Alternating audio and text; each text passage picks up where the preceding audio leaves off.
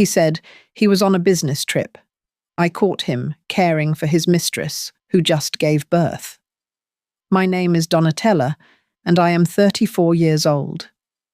As I sit here in my car, parked outside a maternity hospital 3 hours from home, my hands will not stop shaking. I just watched my husband walk out those doors, cradling a newborn baby in his arms. Beside him, a woman I have never met sits in a wheelchair, smiling up at him like he is her whole world. For 9 years, I believed I was his whole world. Before I tell you how I ended up here, let me know where you are watching from today. Drop a comment below, hit that like button, and subscribe if you have not already. Now let me take you back to how my perfect marriage became my biggest nightmare. I need to start from the beginning, so you can truly understand how deep this betrayal cuts. Marcus and I met at a local art fair in Columbus, Ohio. I was 25 years old, fresh out of graduate school, and just starting my career as a high school literature teacher. He was 28, a handsome architect with kind eyes and a laugh that made everyone around him smile. I remember that day so clearly. I was standing in front of a watercolor painting of sunflowers, completely lost in the brushstrokes, when he walked up beside me. He did not use some cheesy pickup line. Instead, he simply said the artist captured something honest in those flowers. We talked for 2 hours that afternoon, wandering through the fair, discussing art and books and dreams. By the time the sun began to set, I knew there was something special about this man. He asked for my phone number, and I gave it to him without hesitation. What followed was the most beautiful courtship I had ever experienced. Marcus was patient, attentive, and genuinely interested in who I was as a person. He did not rush me. He did not pressure me. He simply showed up day after day, proving that he was worth my time. He would bring me coffee before my early morning classes. He would leave little notes on my car windshield with quotes from my favorite books. He remembered every detail I ever told him, from my grandmother's name to my childhood fear of thunderstorms. 6 months after we met, he asked me to be his girlfriend. A year after that, he took me back to that same art fair, to that same spot where we first talked, and he got down on one knee. The ring was simple but elegant, just like him. I said yes before he even finished asking the question. Our wedding was held in my grandmother's backyard garden, surrounded by roses and lilies and everyone we loved. It was a warm June evening, and the fireflies came out just as we exchanged our vows. Marcus promised to love me, to protect me, to build a life with me that would be filled with laughter and adventure. I believed every single word. The first few years of our marriage were everything I had hoped for. We bought a small house in the suburbs with a big backyard, where we planned to raise children someday. We adopted 2 dogs, a golden retriever named Sunny and a beagle mix named Biscuit. We hosted dinner parties for our friends, took road trips on long weekends, and spent quiet evenings on the porch watching the sunset. I was happy, truly deeply happy. But there was one shadow over our otherwise perfect life. I wanted to be a mother more than anything in the world. Marcus said he wanted it too. We started trying after our 2nd anniversary, full of hope and excitement. When I got pregnant for the first time, we celebrated for days. We picked out names, debated nursery colours, and started a savings account for college. Then, at 8 weeks, I lost the baby. The grief was unbearable. I felt like a part of me had been ripped away. Marcus held me through the darkest nights, wiping my tears and telling me we would try again. And we did. A year later, I was pregnant again. This time we made it to 12 weeks before my body failed me once more. The 3rd miscarriage came 2 years after that at 10 weeks. Each loss carved a deeper hole in my heart. After the 3rd one, I could not bring myself to try again. The disappointment, the heartbreak, the feeling of my own body betraying me over and over again, it was too much. Marcus said he understood. He said we did not need children to be happy. He said we had each other, and that was enough. I clung to those words like a lifeline. Looking back now, I realize that was around the time things started to shift. About 18 months ago, Marcus began traveling more for work. His company was expanding into the Cleveland market, and he was assigned to oversee several major projects there. At first, it was just one trip a month. Then it became twice a month. Then it was 2 or 3 days every single week. I did not question it. Why would I? My husband was successful, driven, ambitious. I was proud of him. When he came home exhausted from long meetings and site visits, I would rub his shoulders and make him his favorite dinner. When he had to miss date nights because of urgent client calls, I told myself it was temporary. The sacrifices we were making now would pay off later. But there were small things I noticed without really noticing. He started keeping his phone face down on the table. He would step outside to take calls even in the middle of winter. Sometimes I would wake up in the night and find his side of the bed empty, and I would hear him whispering on the phone in the living room. When I asked who he was talking to, he always said it was a client overseas with a different time zone. It made sense. It always made sense. One evening, I found myself washing his clothes when I felt something crinkle in his jacket pocket. I pulled out a crumpled receipt from a store I did not recognize. It was from a high-end baby boutique in Cleveland. The total was over $2,000. The items listed included a crib, a stroller, and newborn clothing. My first thought was that it must be a gift for someone at work, a colleague having a baby perhaps, or maybe a client. But $2,000 seemed excessive for a business gift. I decided to ask Marcus about it when he got home. He did not flinch when I showed him the receipt. He smiled and said one of his biggest clients had just become a grandfather, and the company wanted to make a good impression by sending a generous gift. The client had helped them land 3 major contracts, so it was worth the investment. He kissed my forehead and said he should have told me, but he did not want to bore me with work details. It made sense. Everything always made sense with Marcus. But for the first time in 9 years, something felt wrong. I could not explain it. It was just a tiny crack in my trust, so small, I almost ignored it. Almost. A few days later, I had lunch with my best friend, Priscilla. We have known each other since college, and she is the one person I can tell anything to. Priscilla is a divorce attorney, one of the best in Ohio. She has seen the worst of marriages, the lies and the betrayals, and the secrets people keep from each other. I told her about the receipt, about Marcus being gone so often, about the late-night phone calls. Priscilla listened carefully without interrupting. When I finished, she did not immediately tell me I was being paranoid. Instead, she asked me a question that has haunted me ever since. She asked if I had ever checked his phone. I told her no, because I trusted him. She nodded and said sometimes the husbands who seem the most trustworthy are the ones with the biggest secrets. She was not accusing Marcus of anything. She was just telling me to pay attention. That night, I lay awake for hours, staring at the ceiling. Marcus was on another business trip, and the house felt too quiet without him. I told myself Priscilla was just being overly cautious because of her job. She saw cheating everywhere, because that was all she dealt with. My marriage was different. Marcus loved me. He would never betray me. But the seed of doubt had been planted, and I could not make it stop growing. The weeks that followed were torture. I found myself watching Marcus more closely, analysing every word he said, every gesture he made. I felt guilty for doubting him, but I could not stop. The little things I used to overlook now screamed for my attention. He changed his phone password. When I asked why, he said the company required all employees to update their security settings due to concerns about protecting confidential project information.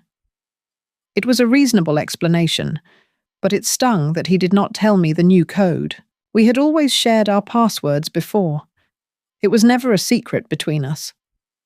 His behavior when he came home changed too. He used to walk through the door and immediately pull me into a hug no matter how tired he was. Now he went straight to the bathroom to shower.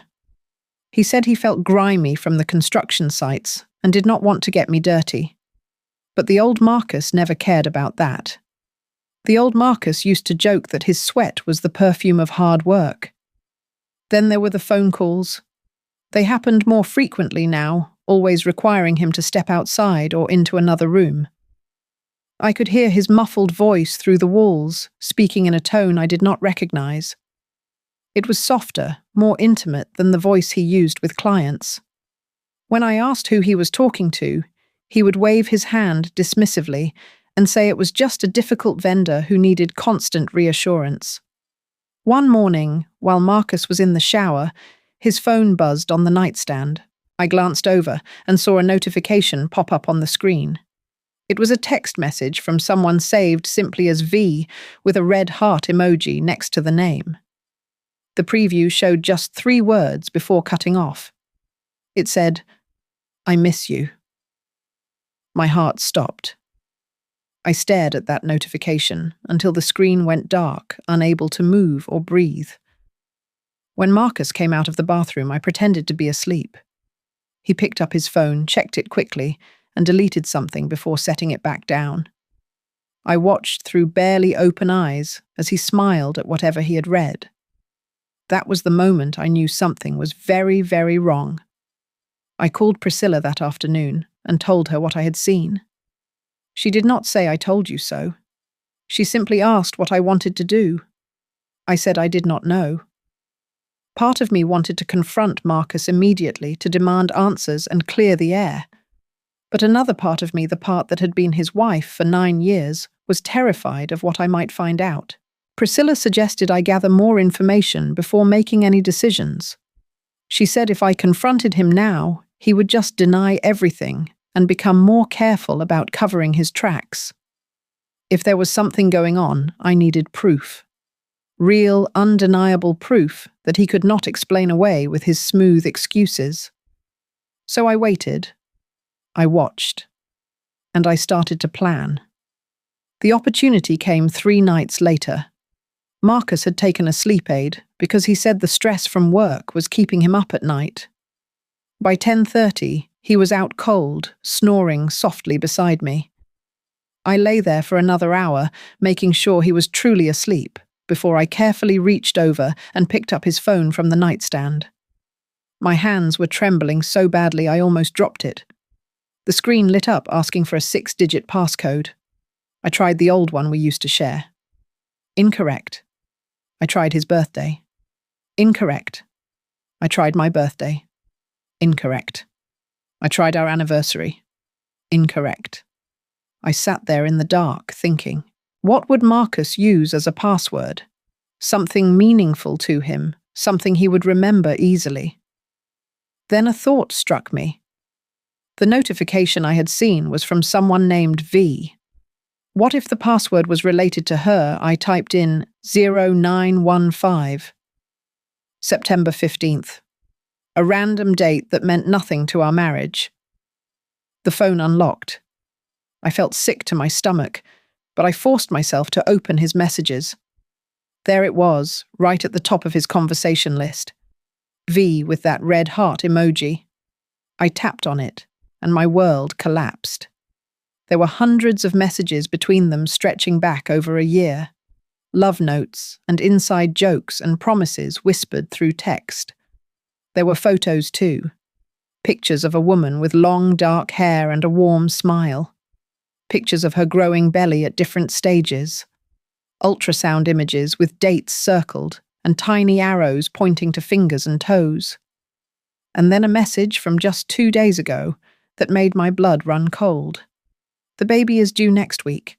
I cannot wait for you to hold our son. I do not remember putting the phone down. I do not remember walking to the bathroom.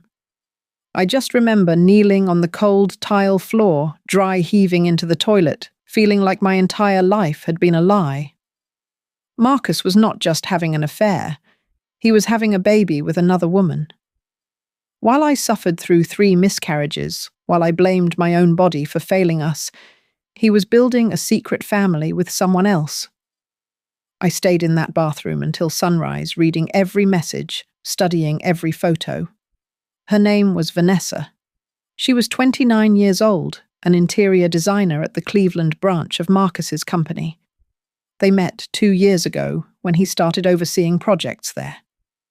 The affair began with innocent lunches that became not-so-innocent dinners that became hotel rooms and eventually a small house with a blue door and a flower garden in front. He had bought her that house. With our money, the money we had saved together, the money from our joint accounts. He had created an entire life with her while still coming home to me and sleeping in our bed and telling me he loved me. The most devastating part was the photos where I could see his hand resting on her pregnant belly. He was wearing his wedding ring, the ring I had placed on his finger 9 years ago. He wore the symbol of our marriage while cradling the child he made with another woman. I took screenshots of everything. I emailed them to myself and then deleted the sent messages so he would not know. By the time Marcus woke up, I had showered, dressed, and made breakfast like it was any other morning. He kissed my cheek and thanked me for the pancakes. I smiled and told him to have a good day at work. Inside, I was dying. But I was not ready to let him know that yet. The next few days were the hardest performance of my life. I had to pretend that everything was normal while planning my next move. Every time Marcus touched me, I wanted to recoil. Every time he said he loved me, I wanted to scream. But I kept my composure because I needed more than text messages. I needed to see it with my own eyes. I called Priscilla and told her everything I had found. She was furious on my behalf, but she also snapped into professional mode immediately. She told me that text messages were good, but witnessing the affair firsthand would be even better for divorce proceedings. She offered to hire a private investigator, but I declined. This was something I needed to do myself.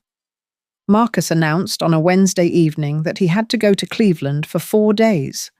There was an urgent situation with one of the projects, he said. A structural issue that required his immediate attention. He apologized for leaving on such short notice and promised to make it up to me when he returned. I told him I understood. I kissed him goodbye the next morning and wished him a safe trip. As soon as his car disappeared around the corner, I grabbed my own keys and got in my vehicle. The drive to Cleveland was 3 hours of pure agony.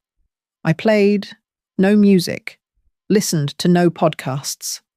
I just drove in silence, replaying every lie Marcus had ever told me, every excuse I had foolishly believed. I thought about the 3 babies I had lost, and how he had held me while I cried, all while knowing he was creating a new family behind my back.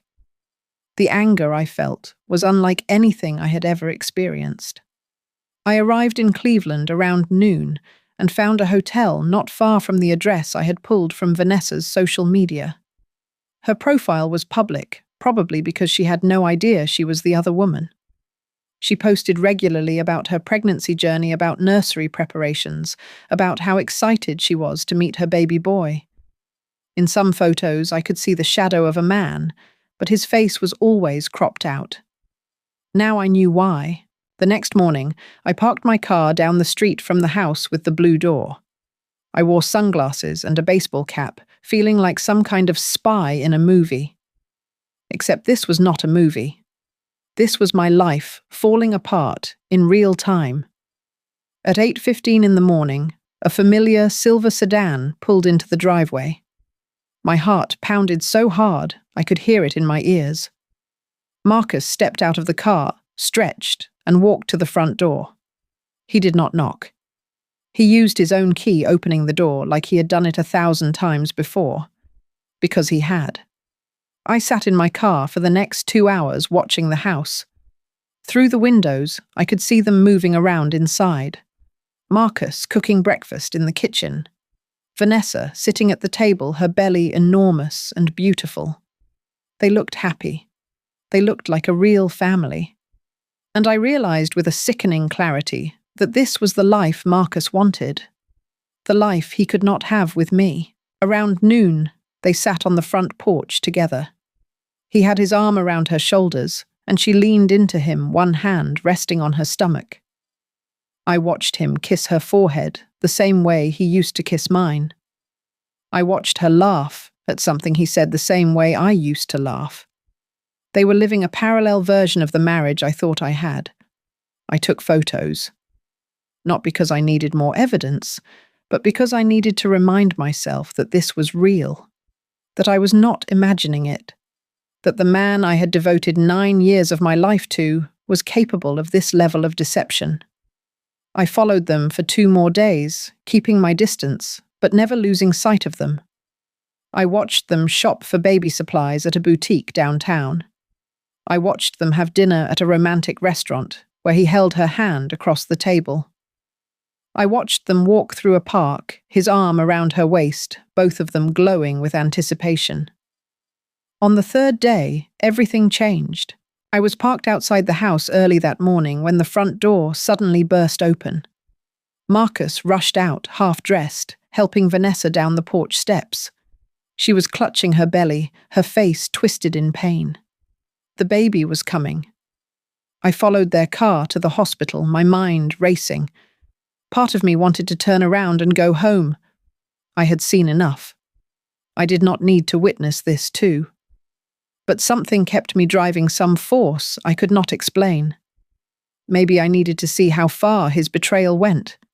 Maybe I needed to watch him become a father to another woman's child before I could truly let go. I parked in the hospital lot and waited. Hours passed.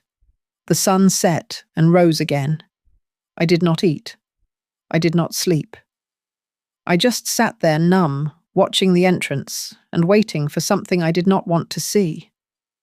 At 9:17 the next morning, they appeared.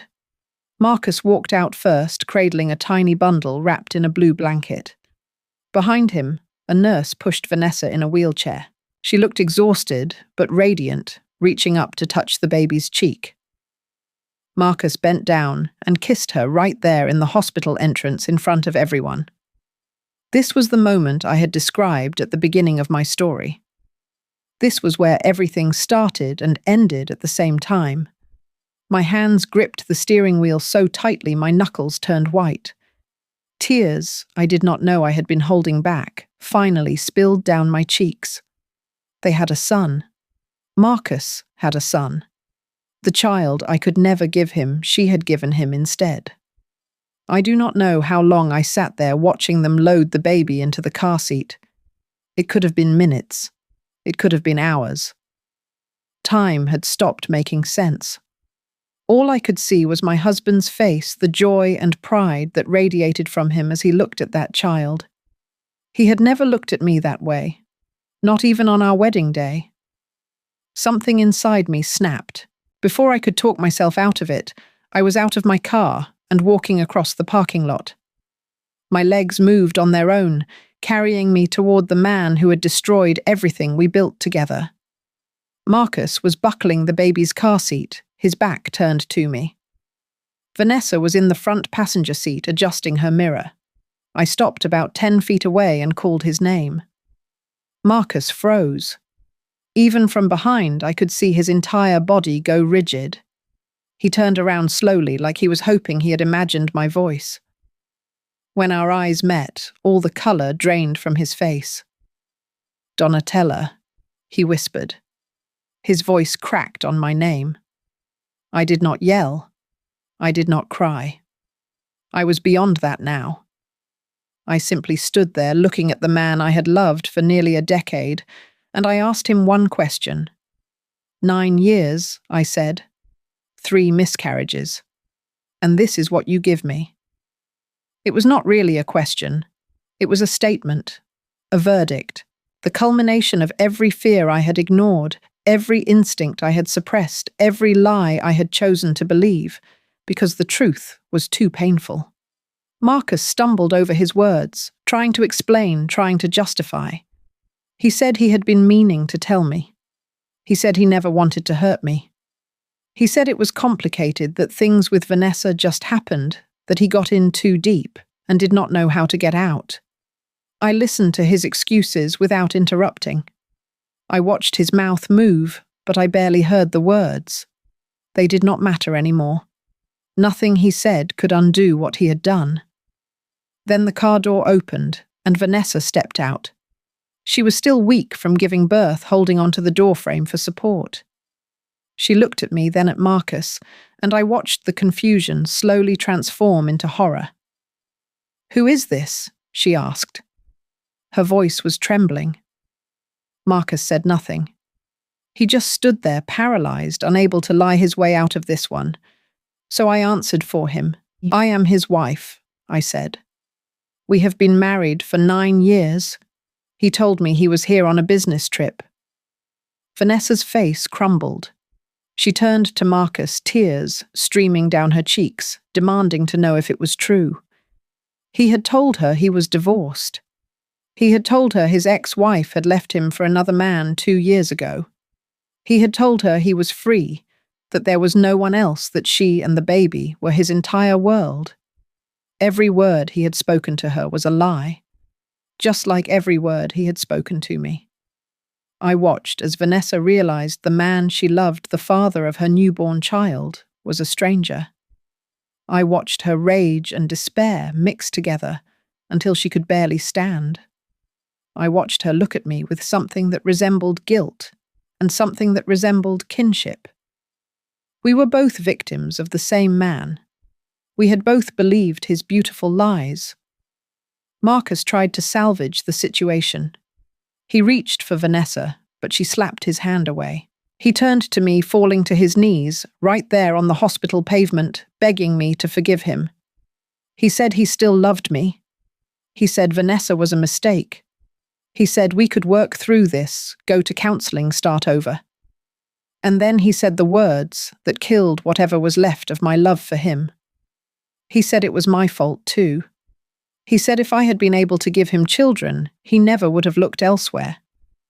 He blamed my miscarriages. He blamed my grief. He blamed my body for failing him.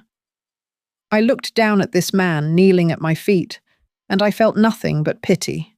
Not for myself. For him. Because he was so broken inside that he could not even take responsibility for his own choices. He had to blame the woman who had given him everything, the woman who had suffered losses he would never understand. I did not say anything else. I simply turned around and walked back to my car. Behind me, I could hear Vanessa screaming at him, the baby crying, Marcus calling my name over and over. But I did not look back. I was done looking back. The drive home was the loneliest 3 hours of my life. I called Priscilla from the road, my voice surprisingly steady, as I told her what had happened. She said she was proud of me. She said most women in my position would have made a scene, would have attacked one or both of them. Instead, I had kept my dignity. I had walked away with my head held high. She also said it was time to make Marcus pay. I filed for divorce the next day. Priscilla handled everything moving faster than I thought possible. She had been preparing for this possibility ever since I first told her about the receipt from the baby store. She had already gathered financial records, property documents, and evidence of Marcus's infidelity. By the time Marcus made it back to Columbus, he came home to find divorce papers waiting on the kitchen counter. He called me 17 times that night. I did not answer once. Over the following weeks, the full scope of his deception came to light. Priscilla's forensic accountant discovered that Marcus had been siphoning money from our joint accounts for over 2 years. He used those funds to buy the house in Cleveland, to furnish Vanessa's nursery, to pay for her prenatal care and delivery. In total, he had stolen over $100,000 from our marriage. Under Ohio law, this was considered dissipation of marital assets. Combined with his proven adultery, it meant I was entitled to a significantly larger share of our property. Marcus tried to fight it. He hired his own lawyer, made excuses, filed counterclaims. But the evidence was overwhelming. There was no way he could spin himself as the victim. The divorce was finalized 4 months later. I got 60% of everything, including the house we had bought together. Marcus was ordered to pay me restitution for the money he had stolen. He also lost his job when his company discovered he had been charging personal expenses to corporate accounts. They fired him immediately and threatened to press charges if he did not repay what he owed. The last I heard, Marcus was living in a small apartment in Cleveland, alone. Vanessa had left him the moment she learned the truth about his marriage. She wanted nothing to do with a man who had deceived her so completely. She moved back in with her parents, taking the baby with her. Marcus was granted visitation rights, but Vanessa told mutual friends that he rarely showed up. He ended up with nothing. No wife, no mistress, no job, no home. Just the consequences of his own choices finally catching up to him. I would like to say I felt satisfaction when I heard about his downfall. But I did not. I just felt tired. So incredibly tired. Marcus's mother called me a few weeks after the divorce was final. She was crying, begging me to give her son another chance. She said he was not himself, that the stress from work had driven him to make bad decisions. She asked me to remember the man I married, the man who used to bring me flowers and make me laugh. I told her I remembered that man very well. I also told her that man never existed. The real Marcus had been hiding behind a mask for 9 years, showing me only what I wanted to see. The flowers and the laughter were part of the performance. Underneath it all, he was someone capable of betraying everyone who loved him. I thanked her for calling. I wished her well. And then I hung up the phone. Marcus's father sent me an email a few days later. Unlike his wife, he did not make excuses for his son. He apologized for what Marcus had done to me. He said he was ashamed to call Marcus his child. He asked if there was anything he could do to make amends. I told him there was nothing anyone could do. The damage was done, but I appreciated his honesty, and I hoped he and his wife would find peace. I did not blame them for their son's actions. Parents can only do so much. At some point, children become responsible for their own choices. I meant every word. I was not interested in spreading my pain to people who did not deserve it. Marcus had hurt me enough. I would not let him turn me into someone bitter and vengeful. The first few months after the divorce were brutal. I would wake up in the middle of the night, reaching for someone who was not there. I would come home from work to an empty house that still held traces of the life we had built together. His coffee mug in the cabinet, his running shoes by the door, the indent on his side of the mattress that had not quite filled back in. Priscilla practically moved in with me during those dark weeks. She showed up every evening with takeout containers and bad reality television shows. She did not try to make me talk about my feelings. She just sat beside me on the couch, letting me know I was not alone. My mother flew in from Arizona and stayed for 3 weeks. She cooked all my childhood favorites, held me when I cried, and reminded me that I came from a long line of strong women who had survived worse. Her presence was a comfort I did not know I needed. I started seeing a therapist, a kind woman named Dr. Patterson, who specialized in helping people process betrayal trauma. She taught me that the grief I was experiencing was normal. I was not just mourning my marriage. I was mourning the future I had imagined, the life I thought I would have, the person I believed my husband to be. It was okay to take time to heal. There was no rushing this kind of pain. Slowly, so slowly, I almost did not notice at first, things started to get better. I went back to teaching in the fall, throwing myself into lesson plans and grading papers. My students became a source of unexpected joy. Their enthusiasm for literature, their dramatic reactions to plot, twists, their endless questions about why characters made the choices they did, it all reminded me why I fell in love with teaching in the first place. I joined a yoga class at the community center, more for the exercise than any spiritual reasons. But I found something peaceful in the stretching and breathing, the forced focus on the present moment instead of the past or future. The instructor became a friend, inviting me to coffee after class, introducing me to other women who had been through their own heartbreaks. I started writing again, something I had given up years ago when life got too busy. It began as journaling, just getting my thoughts onto paper without worrying about grammar or structure. But eventually, those journal entries transformed into essays, then blog posts. I created an anonymous website where I shared my story, hoping it might help other women who were going through similar experiences. The response was overwhelming. Hundreds of comments poured in from women all over the country, all over the world, telling me their own stories of betrayal and survival. Some were still in the thick of it, desperate for advice. Others had come out the other side and wanted to offer encouragement. I answered every single one, building a community I never expected to have. 6 months after the divorce, I made a decision that felt both terrifying and liberating. I put the house on the market. Every room held too many memories, too many ghosts of the marriage I had lost.